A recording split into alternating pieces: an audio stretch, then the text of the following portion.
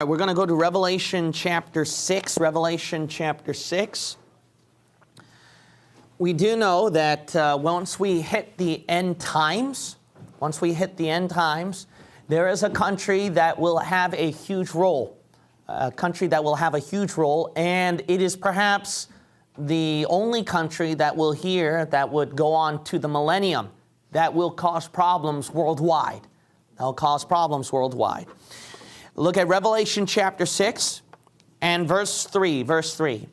And when he had opened the second seal, I heard the second beast say, "Come and see." And there went out another horse that was red. And power was given to him that sat thereon to take peace from the earth, and that they should kill one another. And there was given unto him a great sword. Now, the easy thing to interpret this passage, there is no doubt that this second horseman in the tribulation is representing war and bloodshed. Some people, they suppose that the country, or one of the countries that is represented from war is Russia. The reason why they suppose that is because as follows. In verse 4, red, the horse that was red. There was a thing called the Red Scare, and that's a real thing where anything that had to do with red or people who boasted about red colors referred to the communists. Notice that the middle of verse 4, they take away peace from the earth. There's no doubt about that. Communism is not a world of peace. It takes away peace. And that they should kill one another. So they always slaughtered each other. One of the things from the Soviet Union that you'll notice their communist symbols is where they have that sickle, and also a hammer. So you'll notice that a blade is mentioned in verse 4, and there was given unto him a great sword. That's the reason why there are some people who would say that Russia could be the country that is included in verse 4. But there is no doubt that Russia will be the one in the millennium when you come to the book of Ezekiel. But that is a whole nother story, and I'll probably give that passage later on as we continue in our world history class. All right, resuming onwards in our world history class, then we're going to have to cover this country. This country is a major superpower during this time period. So remember, we're about to close off Israel, their role, and then we're about to enter the Cold War. This is the birth of United Nations, and this is the birth of two major superpowers, America and Russia. America versus Russia. And then hence we reach the Cold War. It was called the Cold War that time. We have now entered into the age of Laodicea. You'll notice that in this age of Laodicea, it is filled with wars. They boast so much about world peace, but instead of more peace, it's more war. It's like war and bloodshed is even higher. So that's the thing about our history that mankind refuses to learn, actually. All right, well, am I taking my Bible? I'm so much in a habit of books, that's why. So I assumed that was a book. Okay. So I'm done using books. So now, in this teaching, I'm going to be using mostly electronic documents. The reason why is this, is that the books have pretty much ended, all right? I only have a little bit left from Dr. Ruckman's church history, and then I'll sometimes be referring to Dr. Grady's books, okay? That's pretty much it. We're reaching the end. And to be honest, when we're coming to world history, they don't really cover much on 20th century or 21st century. The reason why is we're living in those times. So because we're living in those times, there's not many works. Now, you can find easily many sources documenting events that occur in 20th century and 21st century, which is the reason why bother making a history book on it, right? So what I'm going to be doing, this is actually harder for me. I wish there was like a standard textbook and it'll be easy. Now, there was a standard textbook that I found about 20th century, which I'll be quoting a few times. But as we get to our timeline, I might have to go to news sources again and start digging. And Dr. Grady's book covers a lot about heading toward the last days of the church. So, which is, he has some interesting insights. So I'm going to be doing mostly that one. It's going to be a little bit painstaking for me, but I want us to keep track of what's going on in our world, from our past to now. That's the reason why I still do current events. Why? It's important we know our history, what's going on with us. I don't believe in an infatuation with that. You see that all over online about prophecy and end times and current events. So I'm not into that, okay? This is a church ministry. This is not your local news network, okay? So this is a church ministry. So because of that, I don't spend too much time on that. I only spend time on it if it's important that relates to our spiritual walk, spiritual warfare, or related to Bible. That's because I strongly believe in that, especially the times we're living in and the Bay Area we're at. That's the reason why I inform you once a month, all right? During COVID years, I was giving like every Wednesday because we were really seeing it all over. And then, but the years prior, I was spending more time in discipleship. And then the years before that, I was doing basic doctrines. Then the years before that, I was doing dispensationalism. At the beginning years, I was doing only Romans, all right? So you'll see that here and there at Wednesdays. I go through a series, all right? Yeah. So now I'm continuing on world history, and would you believe it? Probably 8 more lessons or less, and then we'll finish, all right? But there's just so much to learn in our history. There's just so much to learn in our history. All right, so then let's see Russia's role as we're reaching the last days of the church now. We're in Laodicea. Last days of the church. We left off with Israel, correct? So remember, it was a miracle how the Lord worked it out with Israel becoming a nation.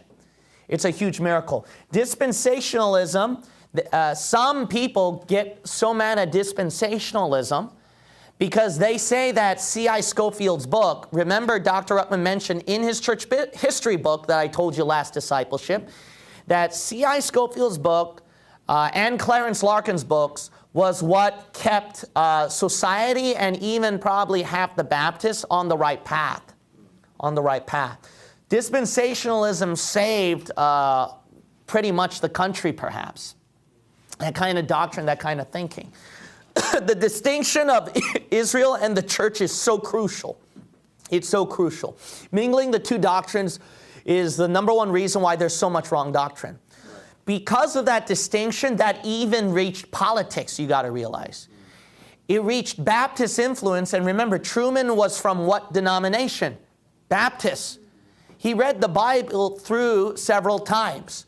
So this is a miracle, in spite of Truman's Masonic connections and elitist connections, the miracle is that because of that profound Baptist and dispensational influence that was spreading due to the Great Awakening revivals, that's what kept the last days of America still ongoing and still become a superpower. So I strongly believe in that because God wouldn't bless someone unless they follow the Word of God, right? So, but we see how America, when they're departing from their roots, it's going downhill. It's breaking apart super fast, right? So there's no doubt about it. Because of their blessing upon the nation of Israel through what Truman did, that's the reason why the Lord continued to give the last chances of blessing to America, even though apostasy was rising. So that was pretty much the last chance. That dispensationalism influence helped out a lot. The Scofield Reference Bible, some people were so upset at dispensationalism, they blamed the Scofield Reference Bible for a lot of the people who voted for the nation of Israel, actually. And that's how Israel became a nation, they say. So I don't know if that's true or not, but the people who are against dispensationalism, they give us too much credit, and I'll take that, all right? I'll take that, all right? So that's how powerful dispensationalism was, all right? So this is the last days of Laodicea. You notice the timing of dispensationalism too, right? It's not the beginning of the Great Awakening revivals. It came at the right timing, the last days of Laodicea. Why? That's the rise of wrong doctrine, the rise of apostasy, the rise of wrong beliefs from a higher education. So the Lord had to raise up dispensationalism at the right time. You got to fight doctrine against doctrine. So you have to do that. Knowledge against knowledge. All right, so we left off with Israel, and the miracle is that they became a nation. All right, America recognized Israel becoming a nation. They declared it.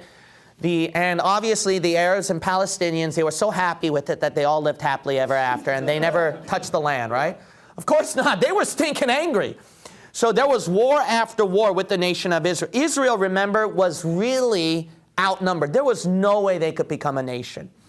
You had Forrestal and a Catholic elitist and other elitists who were trying to close it down. You also had a lot of nations who were against the nation of Israel being born. They were surrounded by the Arabs. There was no way they were going to become a nation. But the Lord miraculously protected them, and then they were able to maintain their national status. Now remember, they didn't do it by biblical or by spiritual means, all right? Far be it from that, because they're apostates, remember. They're lost people. So lost people will use lost means or secular means to protect themselves. Nevertheless, the Lord used it because of His promise, to restore the nation of Israel, which is proven at Romans chapter 11. All right, Romans chapter 11. The nation of Israel will be restored. So He's starting it up again with the nation of Israel in Romans 11, as well as tons of Old Testament passages. So the hand of God is no doubt upon the nation of Israel. The evidence is when you look at its forming of a nation as well as the war. Now, one of the most famous wars that they went through is the Six-Day War. The Six-Day War. It's a battle that was fought between Israel and then Egypt, Jordan, and Syria. And then as a bonus, Iraq, Saudi Arabia, Kuwait, and Algeria also provided the troops and artillery to their Arab neighbors. So Israel was no stinking way going to win. No stinking way going to win. If you just study the history of this, you know there's a divine hand going on right here. So the best evidence to believe there is a God, one of the best evidences, if you want current events, is to look at that nation of Israel. I mean, look at how many times they were so much in danger of being wiped out, but then the Lord just kept them going. All right, it's just phenomenal. It's such a miracle how the Lord did it. So they went through so many wars, and then the Six-Day War especially is very interesting. Now, I'm going to give you all the battles that the nation of Israel went through, and especially during the Six-Day War that they struggled with. It's truly a miracle how they survived. Now, this is from the Jewish Virtual Library, so this is from their history, all right? The title of their article is Israeli Defense Forces, 17 Miraculous Israeli Military Victories.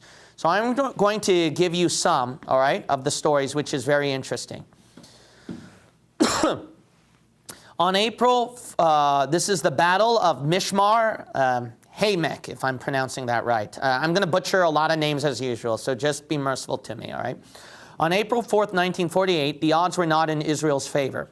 Outnumbered 10-3 and with artillery shells raining down on them, a few hundred Jewish residents and soldiers managed to hold off about 1,000 troops of the Arab Liberation Army. The Arabs had attacked the kibbutz Mishmar Haymek with the intent of taking it for the strategic location in between Jenin and Haifa. All hope seemed lost, yet surrender was not acceptable. Miraculously, the highly outnumbered Jewish forces managed to go on the offensive, successfully taking over the Arab villages surrounding the kibbutz. This attack led to the Arab Liberation Army's retreat and was the last significant stand of the Arab Liberation Front in the Israeli War of Independence. Here's another one, the Battle for Katamon. During the Independence War, Israeli forces re-entered Katamon, which was a key strategic position in Jerusalem that Israel had failed to retake from the Arab forces controlling it just 2 days earlier. This time, the Israeli troops quickly captured the monastery that was being used as the Arab forces' base of operations. And that was the end of the fighting, or so they thought. After a few quiet hours, a fierce counterattack began. Although they managed to hold off the Arabs, the Palmach began to run low on supplies. Additionally, they suffered countless injuries, including platoon commander Raful Eitan, who was shot in the head. They needed to retreat, but no soldier could be left behind for torture and mutilation. It was decided that those wounded who could not make it out would be put in a room rigged with explosives. 2 soldiers would stay behind and detonate the explosives when the Iraqi forces reached the monastery. Here they go. They're about to end it all here.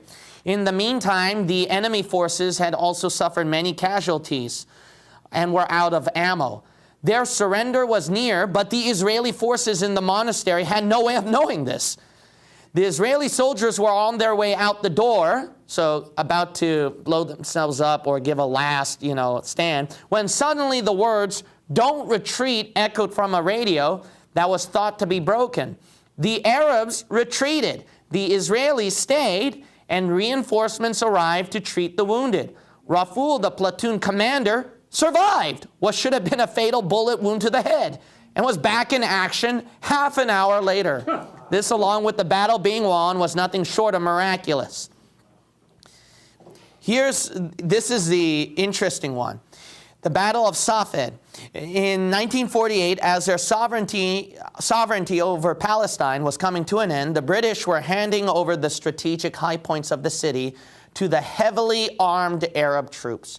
Outnumbered and outgunned, the Israeli forces struggled, battling over Safed for months.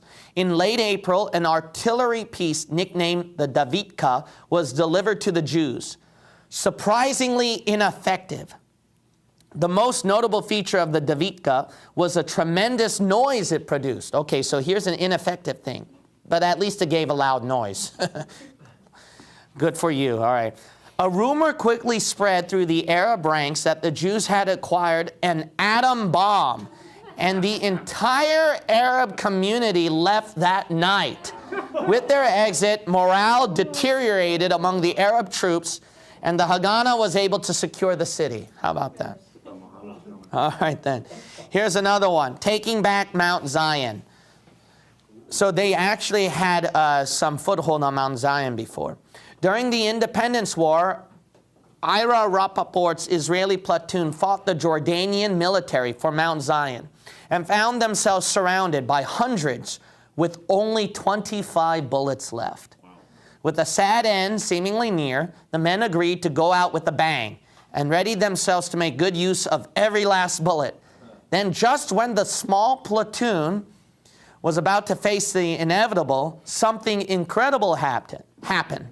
The Jordanian soldiers dropped their weapons and began suddenly running away, screaming, "Abraham!" Several years later, Ira would come across a familiar face with an unlikely answer as to what had actually occurred on that miraculous day. This was a former Jordanian soldier who had fought against Ira on Mount Zion. According to him, his army all witnessed a vision of Abraham defending the Jews in the sky above the Israeli platoon and had no choice but to drop their weapons. How about that? That's pretty crazy what happened to them. The Lord deluded their minds, actually, where they thought they saw Abraham. All right, here's another one right here. This is where they accidentally made a wrong turn, okay, the Israeli soldiers. And by making this wrong turn, luck struck, all right. During the War of Independence, 24 homemade Israeli armored trucks and cars took a wrong turn on the way to aid a besieged kibbutz and crossed and accidentally entered Lebanon. All right. They realized their mistake when they ran into 20 brand new Syrian armored cars traveling with dozens of Syrian supplies trucks carrying ammunition and artillery. The Israelis immediately fired at the first Syrian truck and amazingly hit a tank loaded with gasoline, causing an explosion, which set fire to the following truck full of hand grenades. Then one by one, each truck in the Syrian convoy exploded. The loud booms could be heard for miles, and the scared surviving Syrians abandoned their cargo. The Israelis had just enough people to drive the captured armored vehicles and Syrian weapons back. By the time they finally reached the kibbutz, the Arab besiegers had already left. Apparently, after they heard rumors that the Israeli forces invaded Lebanon, they fled back to Syria. And that's how one wrong turn saved an entire kibbutz. The skeptical may write it off as accidental, but when it comes to Israel, there are no accidents. Right. How about that?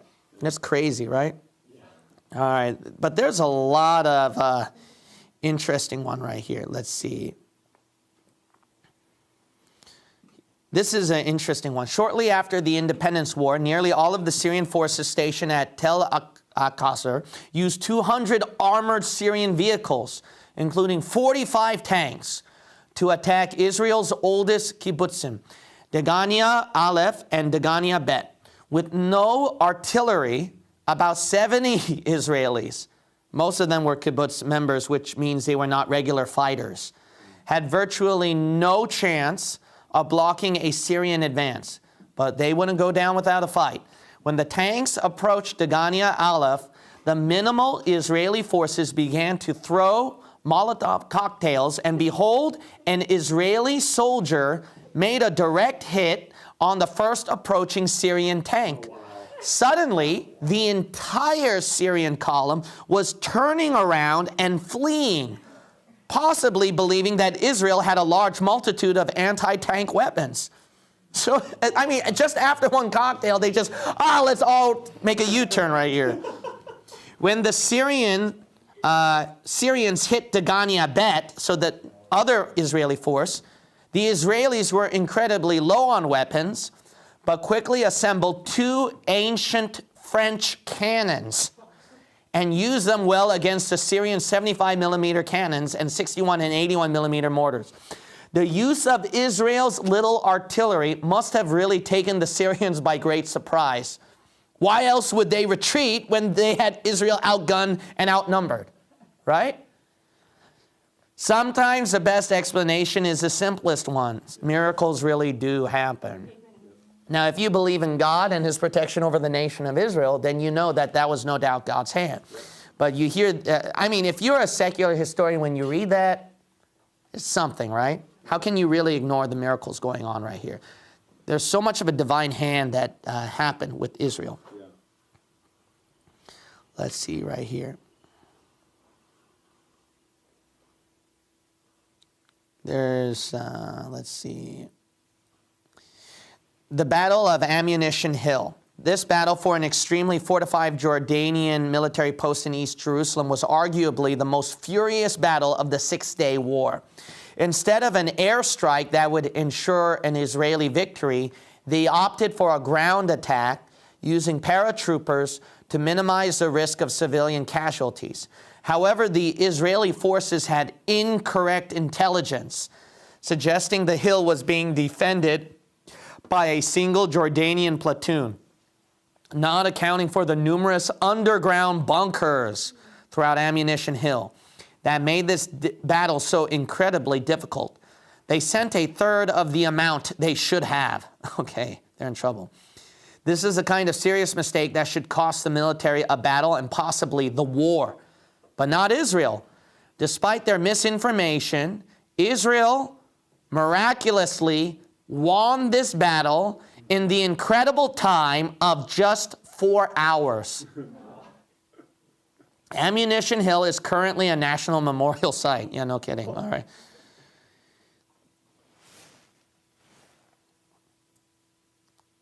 This is interesting, all right? I don't know what these Arabs were seeing, all right? But this is from Kusema. To win the Six-Day War, Israel needed to retake the Egyptians' heavily fortified Kusema outpost. The Egyptians were in control of powerful forces capable of a great counterattack, while the Israelis were weary from a full day of battle. As the Israeli defense forces drew near, they heard massive explosions.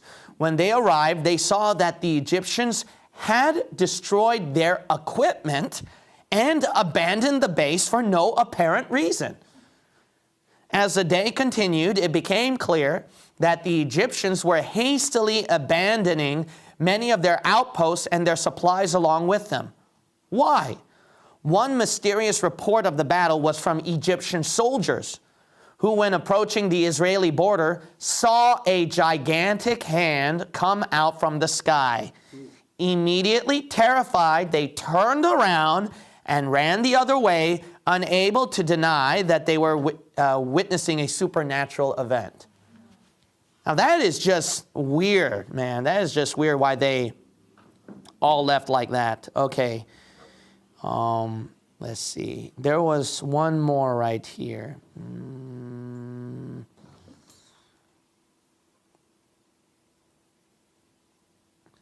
Here's another one that I'll read. Yom Kippur War. All right. In 1973, while the entire country of Israel fasted for Yom Kippur, 100,000 Egyptians invaded Israel from the south, and over 1,400 Syrian tanks invaded Israel from the north. Okay, you see how this little nation keeps surviving for no apparent reason? Unless there is a really big apparent reason, right?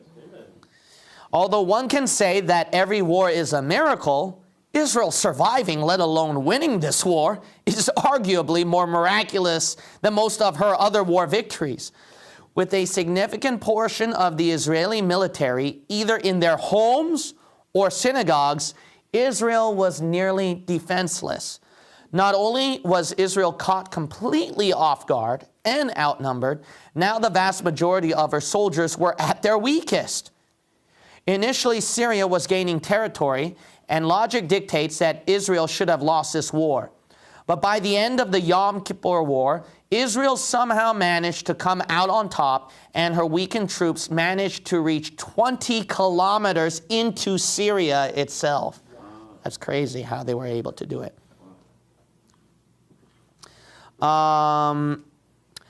The Valley of Tears. During the Yom Kippur War, a small and possibly outnumbered Israeli force held back a large portion of the Syrian army for 4 days in the Golan Heights. The Syrians were armed with hundreds of tanks, but gave the Israeli forces a false sense of security, revealing only a few of their tanks in battle formation for months before the massive attack they had planned. If this attack was successful, they could have taken Israel. They had 3 infantry divisions and over 1,000 tanks. At one point, it was said to be just 3 Israeli tanks against 150 Syrian tanks. Now, like I told you so many times before, if you want to disprove that Bible, it's so easy. Just get rid of the Jew. But they stubbornly survived from the beginning of the Old Testament all the way to now. There is no other ancient tribe that went through so much persecution and annihilation and impossible odds that just stubbornly survived. All right, now that should be enough for you to believe that book is real. I mean, the Muslims don't have that. The Mormons don't have that, all right? They don't go through such impossible odds at all. They can whine about their persecution stories or whatever, but come on, man. I mean, if you study actual history, out of all the people in the world and nations, it's those Jews. Those Jews that should have died out a long time ago, but just miraculously survived.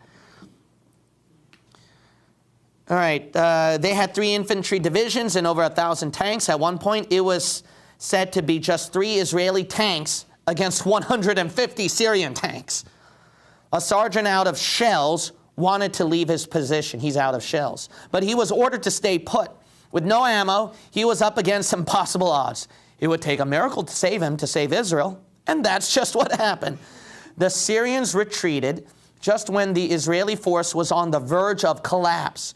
It has been theorized that the Syrians didn't know the tanks were out of shells, and seeing only a few tanks changing positions, they may have believed that Israel had more tanks than they actually did. So it's a lot of this. You notice that these Arabs, they always made so many poor decisions. Yeah. Careless decisions. They thought they saw, they thought they heard. It's a miracle, man. Yeah. Let's see right here. However, a Syrian soldier swears an army of angels surrounded those few tanks Israel had, and considering the rate of miracles surrounding the small country of Israel, that could be what happened. So it was known as the Valley of Tears. Yeah, it's very crazy. Let's see.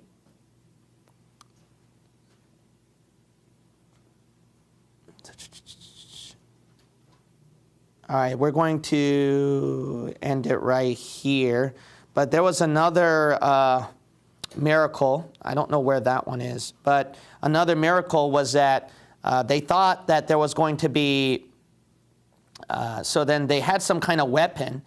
But then this weapon, it just, it wasn't really a massive weapon or a good weapon. But then somehow, all of a sudden in the middle, it just split, this bomb or this missile or whatever that they fired up.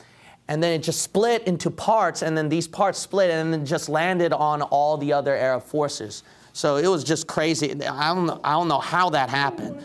So this is no doubt the miracle of God. Yeah, but I read that story somewhere, but you can dig it up. It's really crazy how that nation survived, all right? Look at the odds right here. This is 1%, you got to realize. This is like about less than 1% of the world. The Arabs, and the Islam religion itself, you know how increasingly it's growing? It's the world's largest religion now. It's the world's largest religion. Okay, now we come to the timeline of the 20th century. All right, so because Israel regained its freedom, notice that the British Empire finally loosened them, right? So don't forget that England was colonizing so much of the world around them.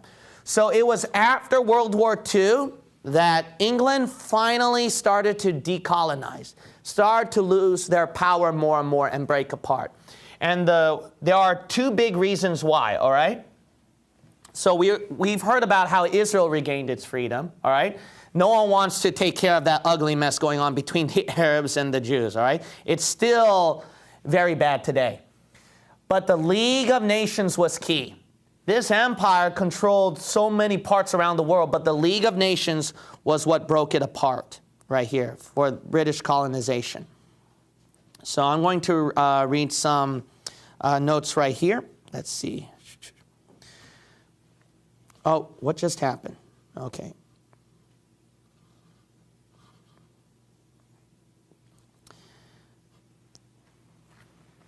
The demands and stresses of World War I and its aftermath led to a formal recognition of the special status of the dominions.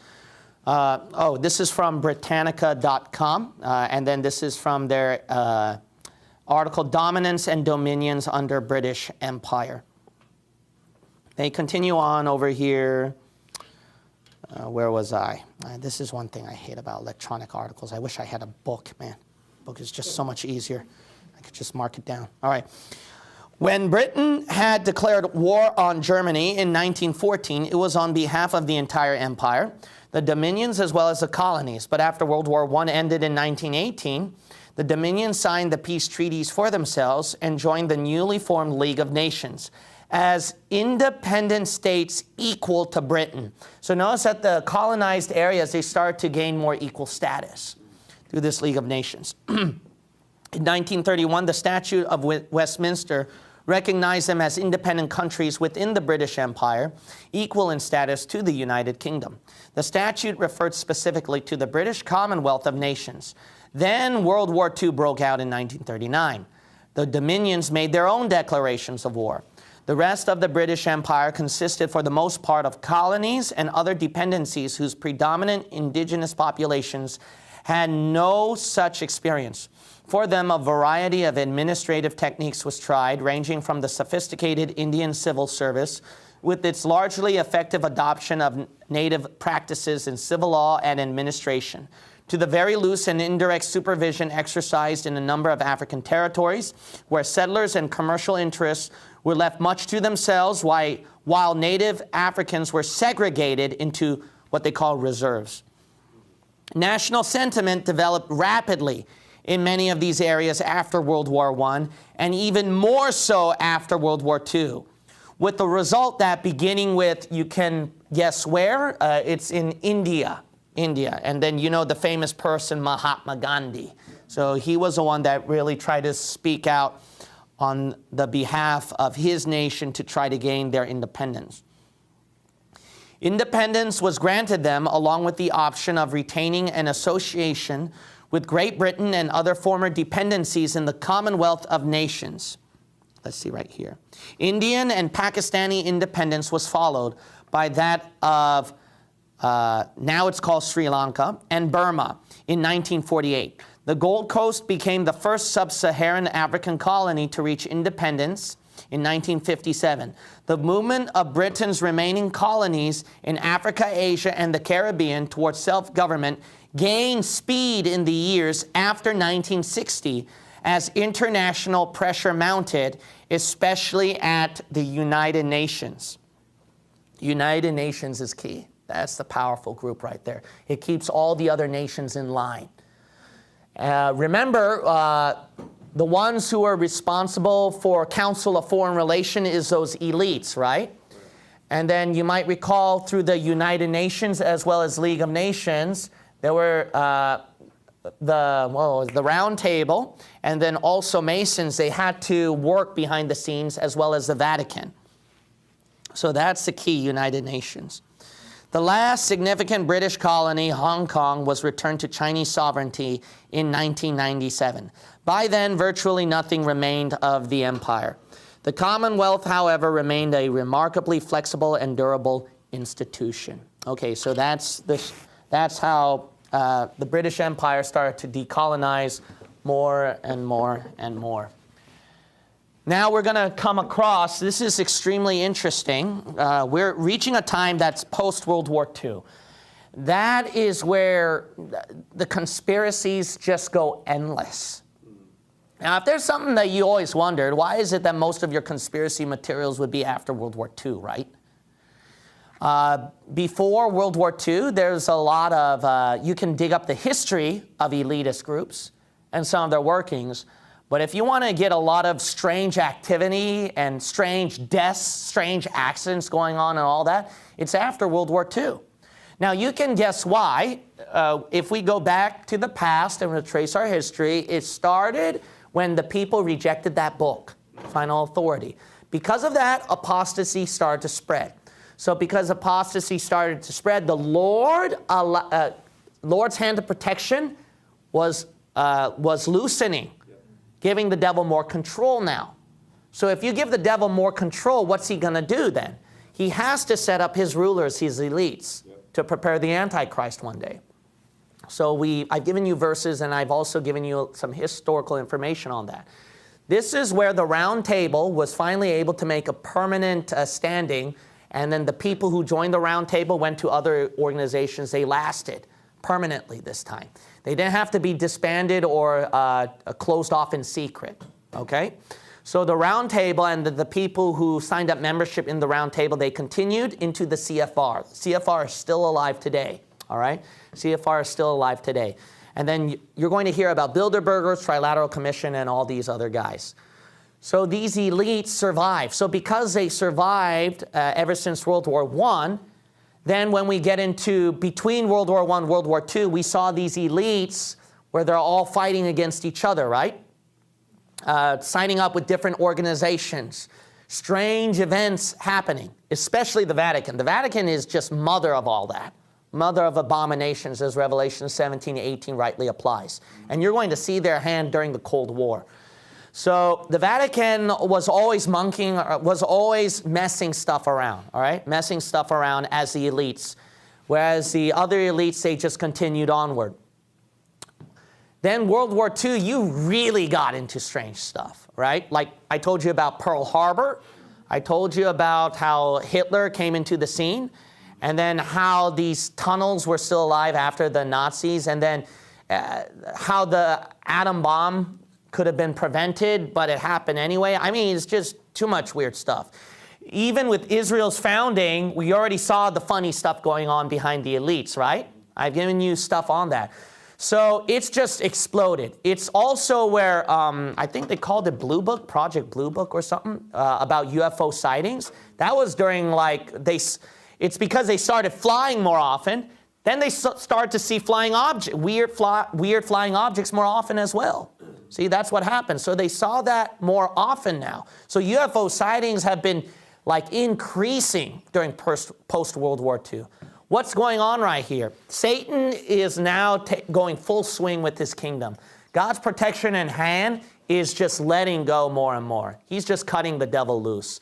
I believe if it wasn't that last move from the Baptists or America's help with the nation of Israel, we would have went downhill a long time ago, actually. So the Great Awakening revival is key. It's so key. If it wasn't for that, that nation would have died a long time ago. The Great Awakening revivals and Baptist influence, those are the two primary keys that I've convinced you from the beginning of our world history class concerning America, all right?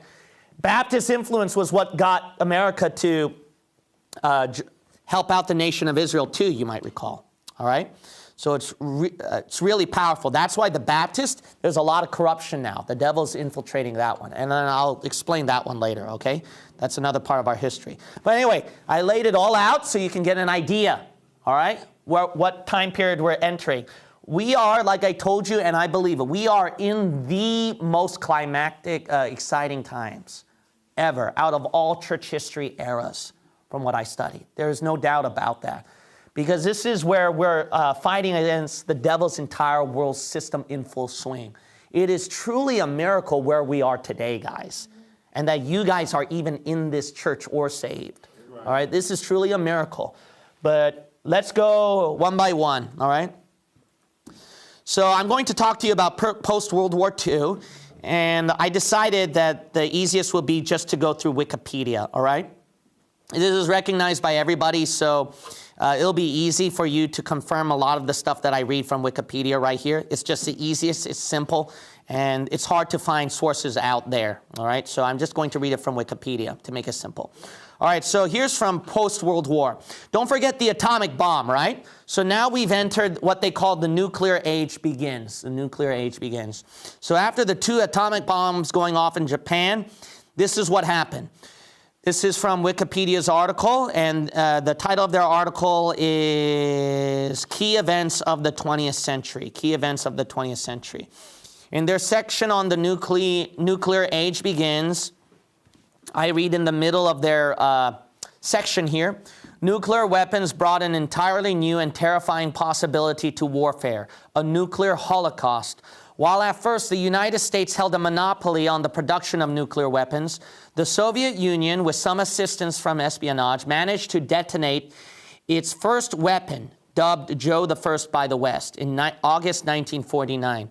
The post-war relations between the two, which had already been deteriorating, began to rapidly disintegrate. Soon the two were locked in a massive stockpiling of nuclear weapons. The United States began a crash program to develop the first hydrogen bomb in 1950 and detonated its first thermonuclear weapon in 1952. This new weapon was alone over 400 times as powerful as the weapons used against Japan. Wow. All right? Now, for some of us who are so lost in TV and, you know, Laodicean prosperity, you're very naive, all right? What's going on in the real world? You got to realize that our governments had weapons as 400 times as much powerful. It only takes one tension or incident where they really go off on each other. We could all be dead, all right? But you're all just lost thinking that everybody is a wonderful human being. No one would ever do that. You know, I just have to park it right here, all right? Let me just say this one thing. The key problem with liberal higher education and even churches, the stupidity that they have, is that they're too trusting of human beings. All right? That's why when people pull a victimization card due to their class, race, or whatever, everyone's like, oh, let's help them out and stuff like that. Why? Because we automatically think everybody is good human nature deep down inside. So as a good human, we should help out our fellow human beings. There should be a distrust. You cannot trust human nature, not even people who may be poorer than you or different nationality than you or whatever, man, all right? It doesn't matter. You've got to, if you don't have that, you're very naive, all right? And the evidence is every one of you lock your doors at home, okay? Every one of you don't believe that every single human being out there is a good-natured human being. If you did believe that, if you lived in an apartment, you wouldn't lock your door if your neighbors are very good people. Everyone knows that you cannot trust human nature. When they have that kind of trust, that's why in psychology, when they do these clients, the fault is that we don't want to put guilt or blame on the person because everybody deep down inside is a good-natured human being. When you do that, that's why the problem never ends, all right? Until the person recognizes, like the gospel said, the very first point, I am a rotten sinner. All right, there's nothing good about myself. If everyone recognized that at the beginning, this world would be a much better place. All right? Now, I'm not talking about like the Dark Ages, where everybody had a mistrust of everybody, and then everybody hating everybody and then slaughtering each other. No, I'm not talking about that. But we've gotten to the next extreme where everybody's a good human nature deep down inside, and we're so gullible that we're living this Laodicean prosperity, so blinded by the fact, not seeing our history of what kind of times we're living in. Everyone's a robot right now, just trying to think about their housing, their schooling, their future, family, making money, everything. Life is not that easy as you think. All right, here we go, all right. Let's see. The Soviet Union detonated a primitive thermonuclear weapon in 1953 and a full-fledged one in 1955. The conflict continued to escalate, with the major superpowers developing long-range missiles, such as the ICBM, and a nuclear strategy, which guaranteed that any use of the nuclear weapons would be suicide for the attacking nation. The creation of early warning systems put the control of these weapons into the hands of newly created computers, and they served as a tense backdrop throughout the Cold War. Since the 1940s, there were concerns about the rising proliferation of nuclear weapons to new countries. Oh, now new countries are getting into it, which was seen as being destabilizing to international relations, spurring regional arms races, and generally increasing the likelihood of some form of nuclear war.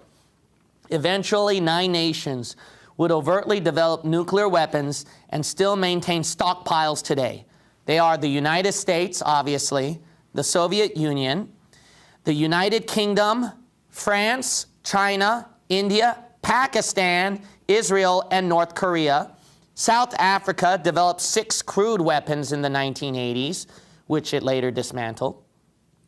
And Israel almost certainly developed nuclear weapons, though it never confirmed nor denied it. Of course, you know. That's your government. Libya and Iran were also suspected of having them. Now, what I personally believe at Revelation 6, when the Bible talks about that much blood being spilled during war, I personally believe, this ain't doctrine, no other preacher is saying this, so it's just me. So it's just, you know, Gene Kim's crazy suppositions again, all right? How accurate are they anyway, you know? Not that accurate, so don't bother. But I personally believe that it's not a coincidence why we have all these nuclear weapons in history. I don't think when you have that much, and especially studying our history, we're only going to have only 2 nuclear things going off throughout our whole history. I find that too hard to believe. I really believe with that much stockpile and with God's divine plan why he's allowing it, he has an intention and plan in mind. Right. I think at the tribulation, they're all going to go off on each other. Wow. Thanks. That's what your pastor believes, you know, but, you know, your pastor's crazy, so, you know, just put it on a shelf, you know, don't listen to him, all right?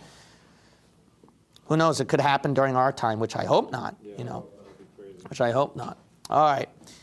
Anyways, here we go. The post-war world. Following World War II, the majority of the industrialized world lay in ruins as a result of aerial bombings, naval bombardment, protracted land campaigns. The United States was a notable exception to this. So that's the reason why they stood up as power number 1 now. It was after World War II. The United States and the Soviet Union, which despite the devastation of its most populated areas, rebuilt quickly, found themselves the world's 2 dominant superpowers. It's a coincidence. All you need is war, all right? All you need is war, and then you can change the powers of the demographics of the whole world. England lost its colonization status, everything. And the Soviet Union and America became number 1 now. Much of Western Europe was rebuilt after the war with assistance from what they called the Marshall Plan. That's important. That's how Europe was being rebuilt one by one. It's strange that these 2 Axis powers, Japan and Berlin, which suffered immensely, right? Obviously, the enemy countries that suffered immensely and probably the most. And they went through military occupation as well. They soon rose to become the 2nd and 3rd most powerful economies in the world. Isn't that a miracle? Wow, that's something right there.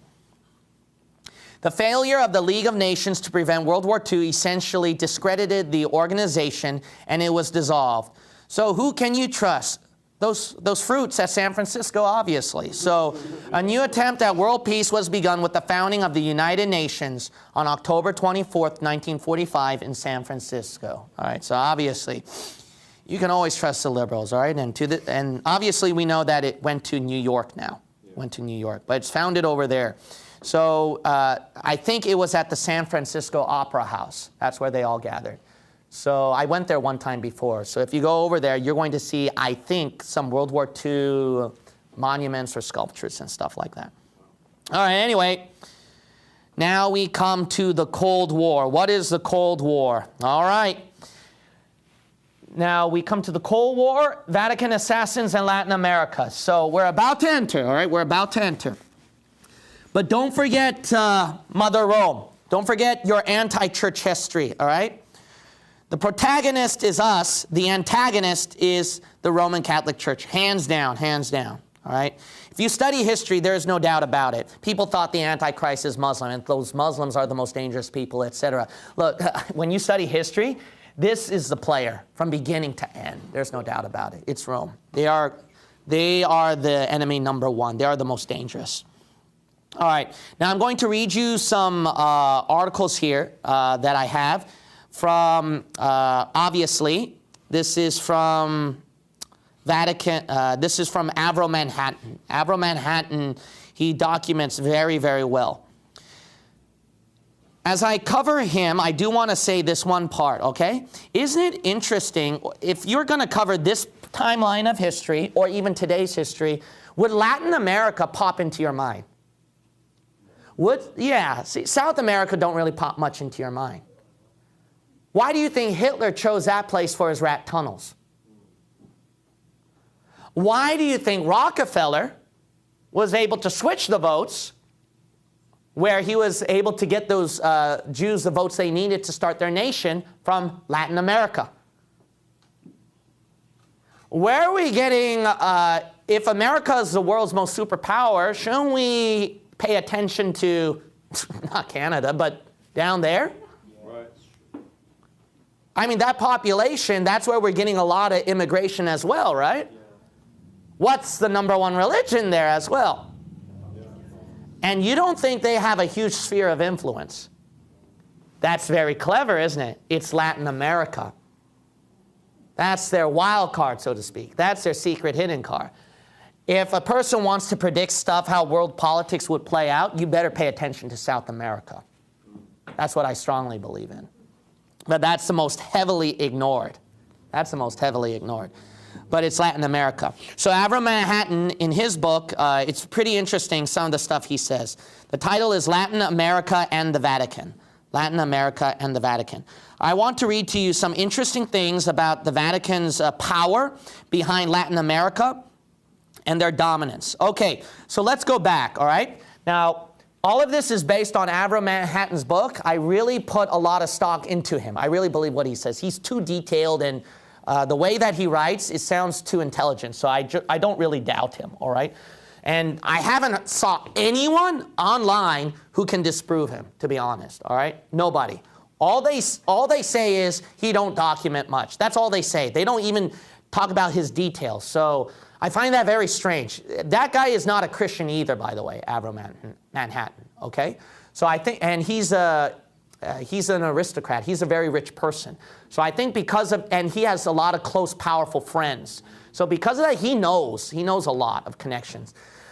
Anyway, when we go to Avro Manhattan, fresh story, all right? Let's go back to the past, all right? Remember, Spain, colonization, right? But America won. The Great Awakening revivals won. Catholicism was losing its foothold. So what did they do? They sent down a lot of immigrants down there. A lot of Catholic immigration. So that helped with the Catholic foothold in America still, somewhat, all right? Especially during the Civil War, remember? They were all going for the South, which was very weird, all right? So they did that. I'm guessing it's because that's the Bible Belt, and the devil always aims for the most spiritual area for some weird reason. Now, after that part, when the United States is expanding its power, right? So because they're becoming more powerful, they're reaching South America. They're reaching Mexico. And because of that, the Catholics, they're not really liking this. They're not really liking this. So, and plus, the independent mindset, that Baptist distinctive is such an infection. And it became very appealing to even both Republicans and Democrats today. Free thinking, all right, the independence, all right, that's the Baptist distinctive, the independence of church and state, all right, but then it became something that became carried amongst many people today, no matter what religion or political background you are. It's so powerful, that Baptist distinctive. It's a profound influence, us Baptists, what we did. So because of that, the Vatican, they were in trouble. But this is what they did. It was through the League of Nations, all right? This is interesting. Page 19. The Vatican was quick to realize that by exerting its influence on the Latin American nations who were members of the League, it could perhaps direct the course of international politics to fit in with its own plans. And that although outside the League, it could enhance its status as a major political power with which all nations, small or big, would have to reckon.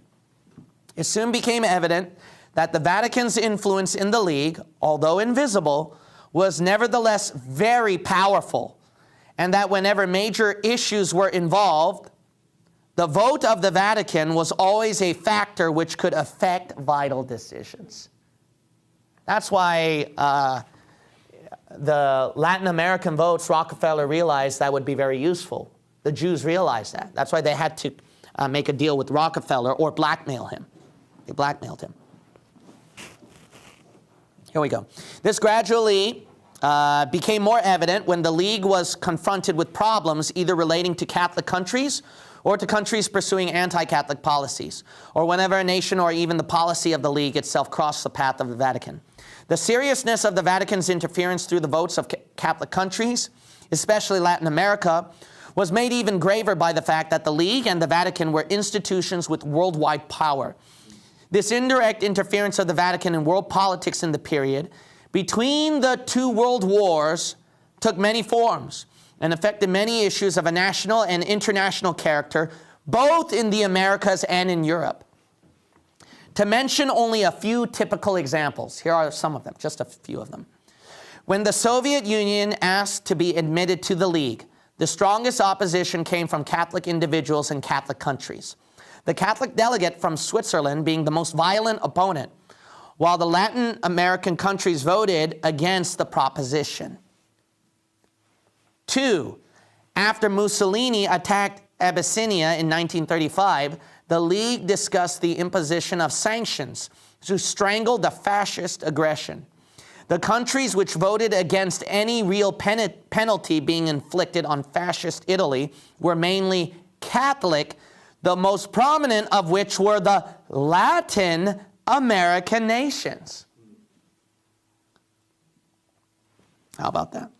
Number 3, during the Spanish Civil War, the Vatican's interference in the domestic affairs of Spain and in the international issues deriving therefrom, within as well as outside the League, became so obvious that no one even attempted to deny it. The Pope himself repeatedly asked nations and individuals to save Spain from Bolshevism by destroying the Republic and by helping the Catholic rebel Franco through diplomatic, monetary, economic, and military means.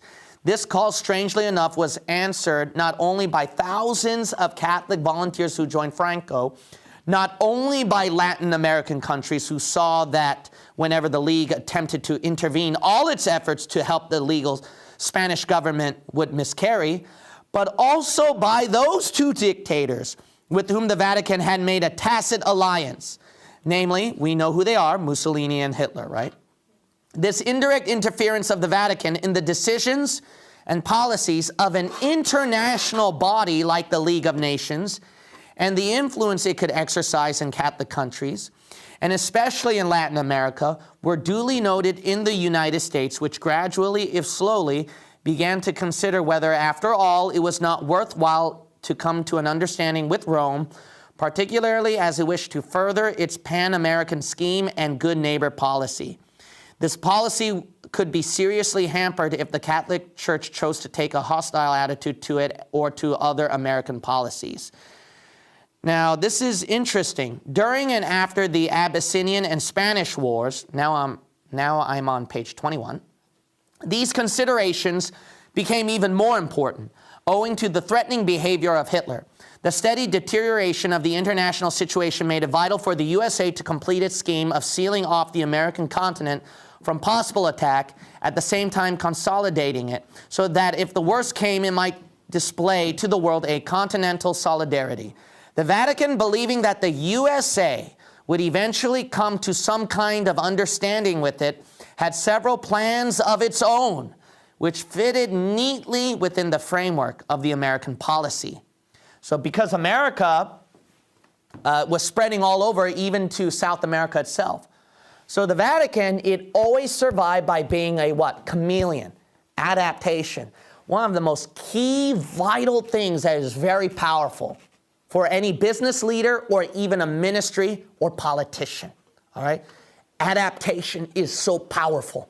It's so powerful. The Catholic Church is hands down number one on that. Definitely not the Muslims, okay? They always have to do it through aggression, violence, and force. So here are 3 things that they did where they can fit with the American policy, where the Vatican can be able to still have power with them. One, the consolidation of Catholicism in the United States.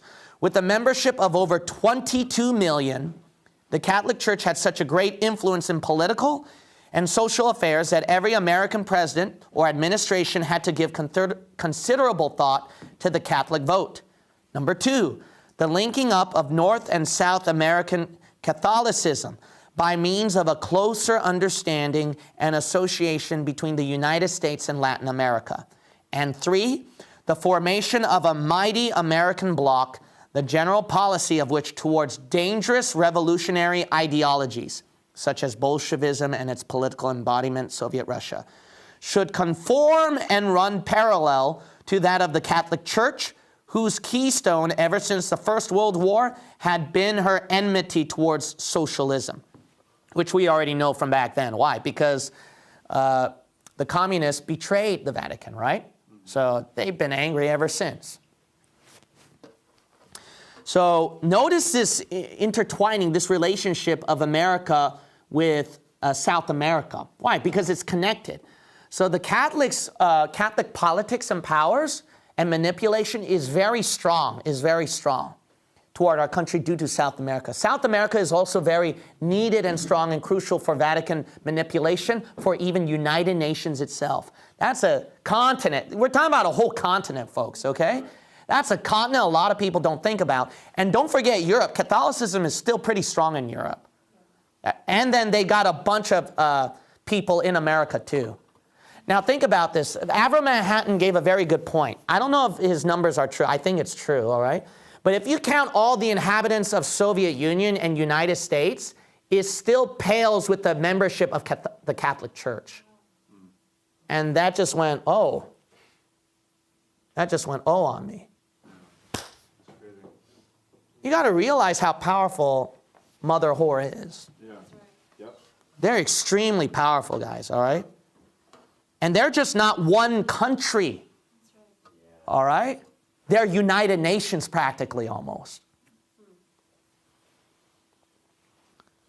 So they're very powerful. Now I'm going to give you, okay, what happened to our good friend, Pope, what was it, Pope Pius, I think that was his name, the one that was in charge of World War II, that gave his blessing and wanted the Axis powers to win, all right? So here's what happened. On page 27, this is called the Vatican-Moscow-Washington Alliance by Avram Manhattan, page 27. And I'm going to be reading this a lot, and then the Vietnam War. And you'd be surprised how much Catholic manipulation was behind the scene. Now, this is very, very weird, all right? And I'll close it off right here, my lesson, all right? Okay, my iPad time is wrong. It says, okay, so here we go. All right, it's 9:05, all right. Let's wrap it up here, all right, in a couple of minutes. The support or opposition of the Catholic Church was vital.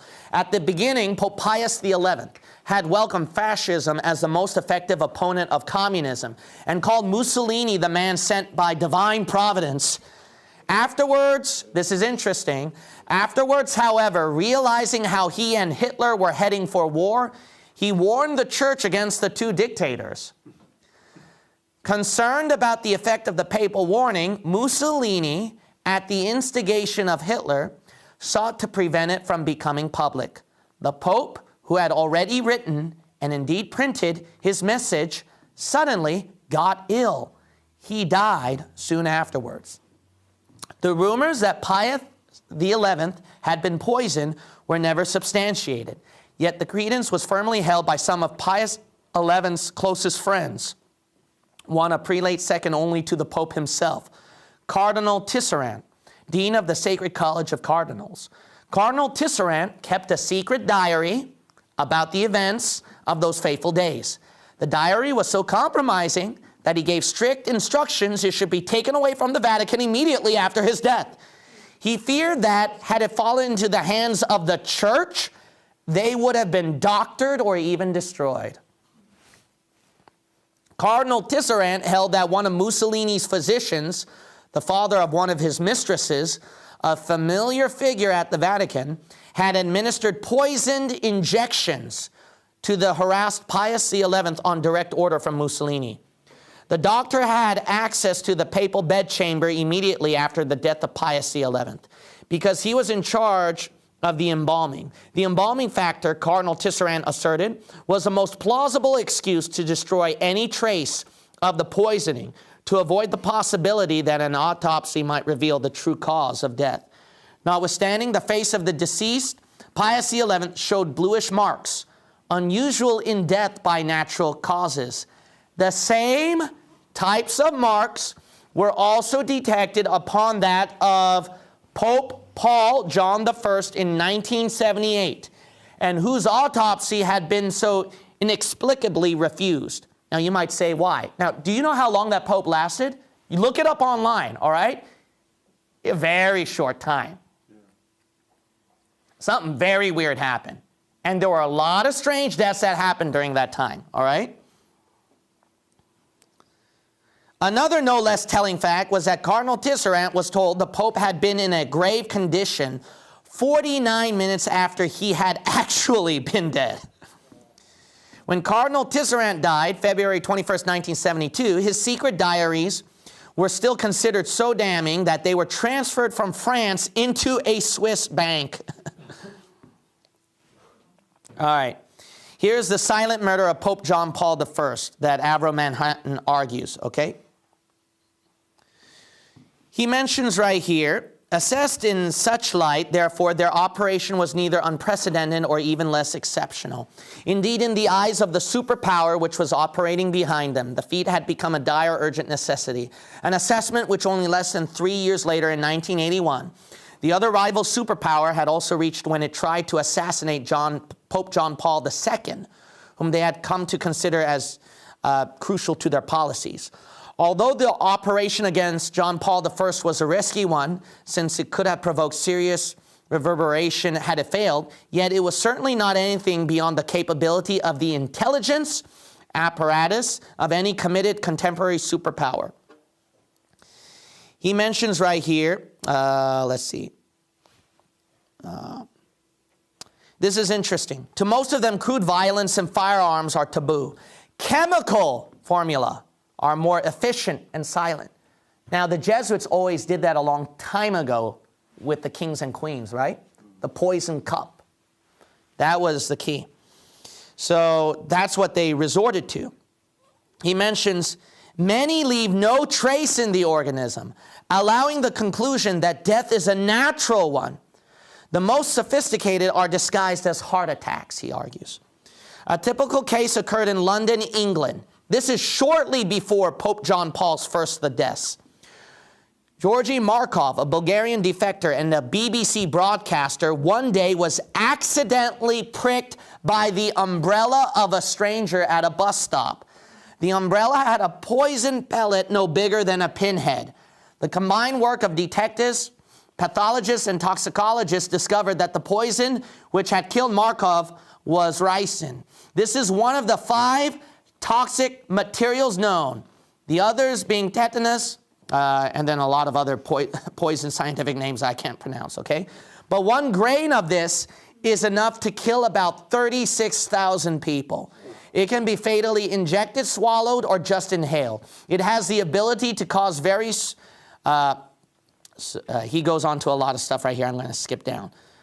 But it has that much power.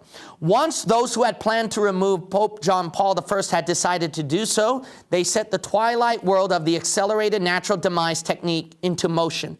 The result was seen soon afterwards when the newly elected pope, following a day of cheerful activities, was found unexpectedly dead after only 33 days of pontificate, one of the shortest in almost 2,000 years of church history. Yet the political reality, the spontaneous reaction, "they have murdered him," was never confirmed. The agency which caused his death was never discovered. Yet the political reality was a stark one. The church now needed a papal successor, and that's precisely what the formulators of the alternative New Vatican ideological strategy had wanted. From then onwards, what they had to do was simplicity itself: rig the election, and with the support of the superpower for which they were operating, nominate their pope. Only a few weeks prior to Bishop Desker's death, during Pope John Paul I's short reign, a similar coincidence occurred at the Vatican itself. John Paul I had opened negotiations with the Greek Orthodox Church. Negotiations originally commenced by Pope John Paul VI. These dealt with delicate political and ecclesiastical issues related to the Orthodox Church within and outside the Soviet Union. Orthodox leader Metropolitan Nicodemus had a formal audience with Pope John Paul I, all right? He collapsed there and then and died literally almost on the Pope's knees of a massive heart attack. The Metropolitan had been one of the chief negotiators of the policies under discussion. Less than a month later, Pope John Paul I himself died suddenly of a massive heart attack, as already seen. Pro-Russian Pope Paul VI, who died 1 month before Metropolitan Nicodemus, had been frail, ill, and ailing since the organized manipulation of public opinion, calling for his resignation, had been mounted against him. The campaign was a total failure. Paul, far from resigning, went on with his pro-Russian policies.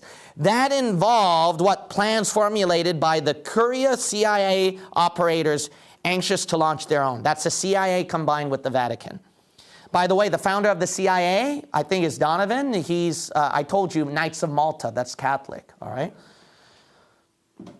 The pressure of the growing conflict between Soviet Russia and the U.S. made the promotion of a radical change at the Vatican a dire necessity. Okay, there I end right here. What's the point? The point of all this is that we can see right here the relationship of three powers against each other, what's going on right now. This is elites attacking elites now, making deals with each other. This is the Vatican and the U.S. and the communists, Soviet Union. What you're going to hear is going to blow your minds, and they'll never tell you in any history class, all right? This is spies against spies against spies. And you wonder why, you know, you hear the news, Russian spies, Chinese spies, and then the China claims that they had spies from America, and the other government, look, that's not new, all right? If that shocked you, this is very old news. This happened from the beginning ever since World War II. So this is no surprise during Cold War. All right? This is no surprise during the Cold War. You're going to be shocked on some of the things. All right. Father God, I pray that you'll dismiss us now at your blessing. I pray that what men learn from history is that never men learn from history will not be applied in our case. That we'll truly learn from our history and be able to apply good things into our lives so we can better use them for your glory. In Jesus' name we pray. Amen.